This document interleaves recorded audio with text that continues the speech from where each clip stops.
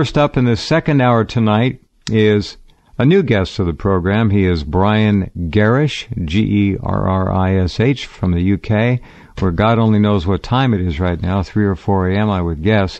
Brian was a naval officer serving from 1972 until 1993, lieutenant commander, specializing in anti-submarine warfare. He has a distinguished career and has much to say about many things, but we're going to talk primarily tonight about the UK, how bad things are, and how that whole country has been taken down. This is no accident. It didn't happen by matter of just attrition, by bad times, or anything else. It happened for the very same reasons that this country has been taken down and is now in an active state of deconstruction. Where it's going is not good. We know all that as well. Brian, are you there? Can you hear me all right? Yes, I can. You're very clear. Good morning, Jeff. Good, and morning indeed it is over there. It's night here. What time is it there? It's 4:10 in the morning at the moment. You sound relatively conscious. That's the coffee. Ah, yes. All right, well, good. That coffee has its place in the world, that's for sure. Now, we don't know over here in this country much more than the Zionist-controlled mainstream media tells us. I'm not talking about me and our listeners, but us as Americans. Only 5 or 6 corporations control 95% of the American media. They dictate what policy is. They dictate how stories are spun. In point of fact, the coverage, as you can well imagine, of Ukraine has been disgraceful. It is so outrageously the opposite of what's really going on there that it's despicable. We have a new president there, Poroshenko, who is called the Chocolate King. He's a billionaire. He's also of Jewish ancestry, as is the apparent vice president, from what I'm told. So we have a Zionist coup, another Zionist coup in Ukraine. Anyway, the point is, we don't know, as Americans, what's really going on over there. People buy into the lies all the time.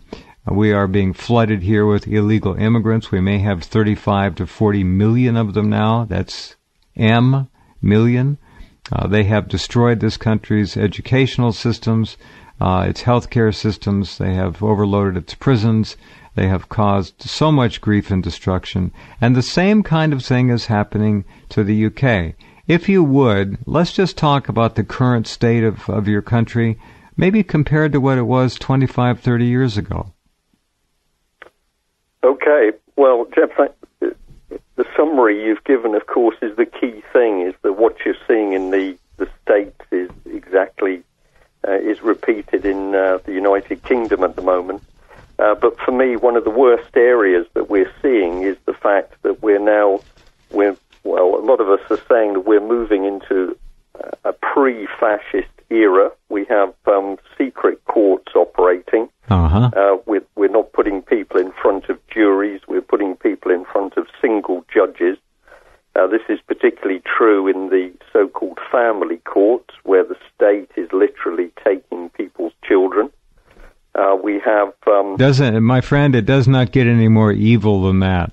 To take a child from a good family, yes, there are bad families, and yes, on occasion, children need to be rescued, but the idea of putting that kind of power in the hands of an individual makes me sick. I went through something similar many years ago, and I hear what you're saying. Go ahead, please.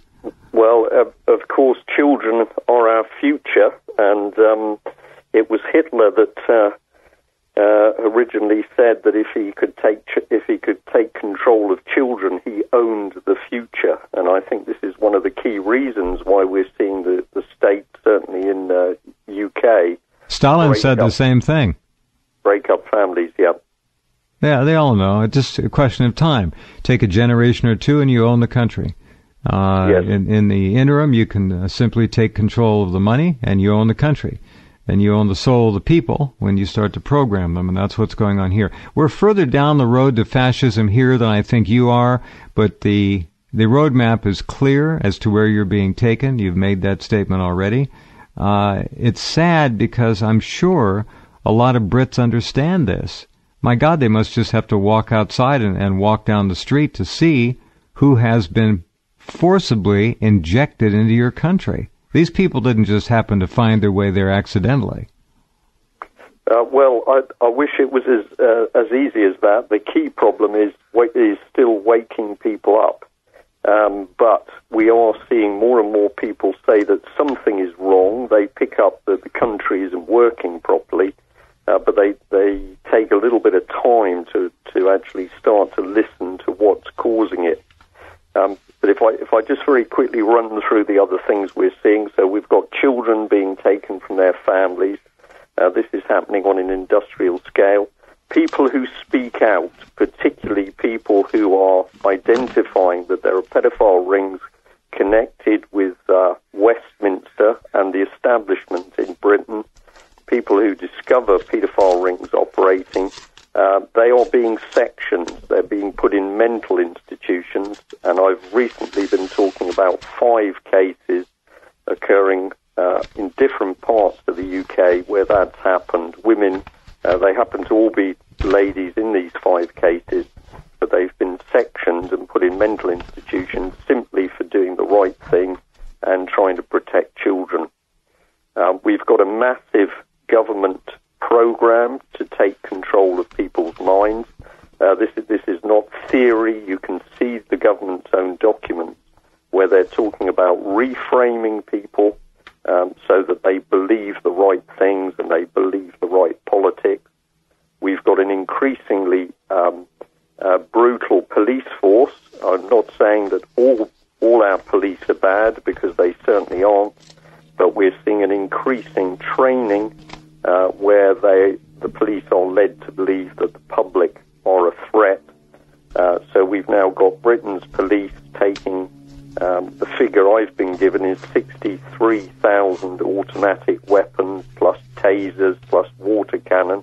And remember, of course, that people in UK are not armed. The average or the ordinary civilian in UK doesn't have access to personal weapons, as in the States, and yet we're seeing Britain's police with massive numbers of automatic weapons, never mind handguns. We're seeing the politicians just lie to the public about everything, the state of the country, the fact they've been giving away powers to the European Union. So we're now, you read the papers, you may as well be living in the original Soviet system, because what you read is pure propaganda. And I'll just end on the point that you're talking about Ukraine. Ukraine, so sad, so serious that country has been destabilized with the connivance of the West. But if we take the British broadcasting company, the BBC, lies day in, day out about what's been happening, not only in the Ukraine, but also in Britain itself. Shouldn't we rename the BBC the BPC for pedophile? We could use pedophile, or we could use propaganda. But of course, probably few people, particularly in the States, but also worldwide, realise that the BBC is not simply a British broadcasting organisation. What you've got is 2 main parts. You've got the public part, which is £3.65 billion of propaganda machine. That's just the bit that works within the United Kingdom. Mm-hmm. But you've now got £1.5 billion worth of private corporation, which is working on propaganda across the world. And the BBC's boasting now about the number of billions of people worldwide that it can access. And of course, they're getting into unstable countries or weak countries. We can take Somalia, or we can take Eastern Europe. Oh, yeah. And they're training their own journalists, their own media people in those countries. Well, we're going to keep going, Todd. The African venue is the new Middle East, except there are natural resources of a different kind. It's still the same old game. Everybody's scrambling now to recolonialize Africa, even though they're not talking like that. The surface may not seem to be that way, but that's exactly what's happening. I am virtually positive that the likelihood is extreme that this Boko Haram is a CIA operation specifically designed to shoehorn American military presence into Nigeria and other countries in the area to allegedly look for these kidnapped girls. And I'll tell you why I'm so convinced of it.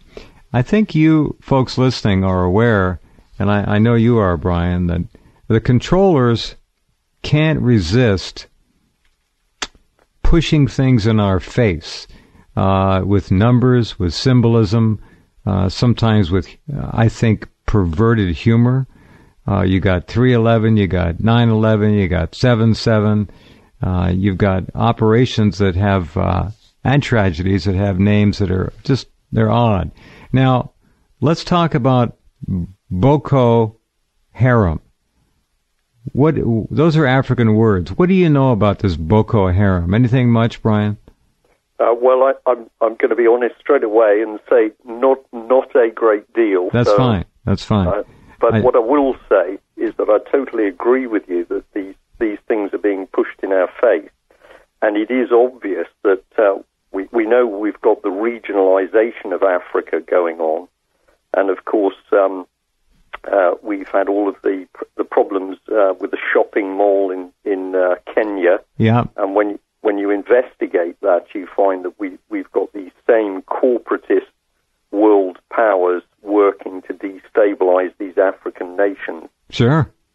So, yep, it's the mineral wealth of Africa, but it's also to break up the nation states in Africa and regionalize it in the same way, exactly the same way that we've got this going on within the European Union. HIV was supposed to largely depopulate Africa. It didn't work as it was intended, and this is my opinion. And don't count HIV out. It can be tweaked, and it could come back bigger and more vicious and more fatal than ever at any time. It didn't just happen. The evidence points to HIV being laced in the smallpox vaccine inoculation program to eradicate smallpox in the late 1970s, middle late 70s. Now, there are other things going on in Africa as well that we will never even hear about. Big money, bribes, blackmail, the works. It's all going on there. Now, let me see if I can find this here. I finished it up and sent it off, but this organization called Boko Haram. All right, let me hold on one second here. How many girls are kidnapped? Do you remember? The figure I've seen is 200, I think. Yeah, it's a little over 200.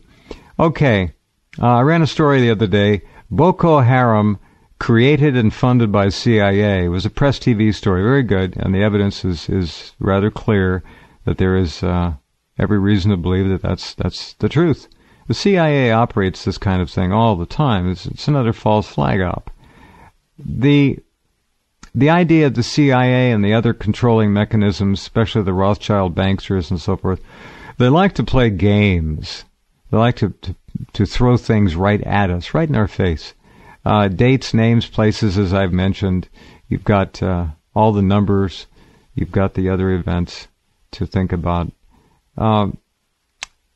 Here's a name, Boko Haram. It's a weird name. It's supposedly a radical group, okay? But I think it's a joke name. I think it's an out-and-out, right-in-our-face joke name. The CIA, or whoever's behind it, could not resist another prank and having a little fun. There just aren't that many coincidences. Now think of the name Boko Haram, B-O-K-O-H-A-R-A-M, Boko Haram or Boko Haram.